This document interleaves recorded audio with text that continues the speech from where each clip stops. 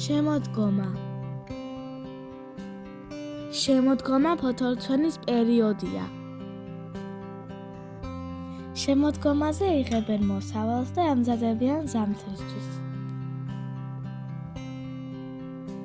შემოდგომაზე კრეფენ სიმინდს. ასევე იწყება რთველი ყურძნის კრეფა. წურავენ ღვინოს, აკეთებენ ჩურჩხელებს, ფელამურს და ბადაკს. შემოდგომის ცნობათია ასევე გოგრა, წაბლი, კარალიოკი, მანდარინი, ვაშლი. ტყეებში და მინდვრებზე ამოდის სხვადასხვა სახეობის სოკოები. ტყეში ცხოველები ზამთრისთვის ემზადებიან და ფუღუროში ინახავენ საკვებს.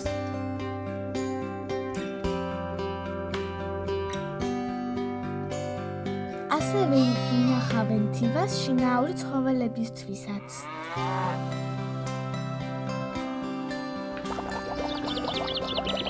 სოფლებში ზამთრის აღზრდის იწყება, ამზადებენ მურაბებს, კომპოტებს, წვენებს და წნულებს.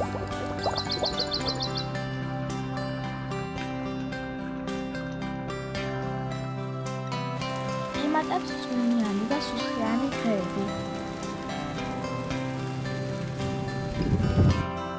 წვიმიან პერიოდში ხშირად ჩანს ცაზე ცისარტყელა.